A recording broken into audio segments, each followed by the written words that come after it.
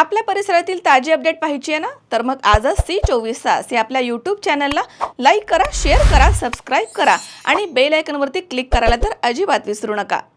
नेवासा तालुक्यातील पाचेगाव, पाणेगाव, बेलपिंपळगाव, सुरेगाव, पुणतगाव, गोणेगाव यासह विविध गावांमध्ये 22 मे रोजी संध्याकाळी झालेल्या जोरदार वादळानं अनेक घरांवरील पत्रे उडून गेले आहेत, तर झाडं उन्मळून पडली आहेत। तसेच विद्युत पोल देखील पडले आहेत। विद्युत पुरवठा गायब झाल्यानं रात्र अंधारामध्ये काढावी लागली।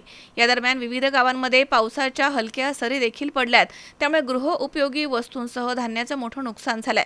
पुणतगाव येथील शेतकरी महिला लताबाई दिगंबर वागचौरे यांच्या राहत्या घरावरील पत्र्याचे छत जोरदार वादळामुळे उडून शेजारील शेतामध्ये जाऊन पडलं, तर घराच्या समोरील पत्र्याच्या पडवीवरती घराच्या वरुंडीवरील विटा भिंत पडल्यानं पडवीच्या पत्र्यांचं नुकसान झालं आहे। यामध्ये लताबाई वागचौरे यांचा मुलगा किरकोळ जखमी झाला आहे अशी माहिती समजते। वादळामुळे वागचौरे यांच्या घरावरील पत्रे उडून गेले आहेत। दरम्यान जवळच्या वस्तीवरील नागरिकांना ही माहिती कळताच नागरिकांनी वागचौरे यांच्या घराकडे धाव घेतली। शंकर नाबदे, C24 तास, नेवासा।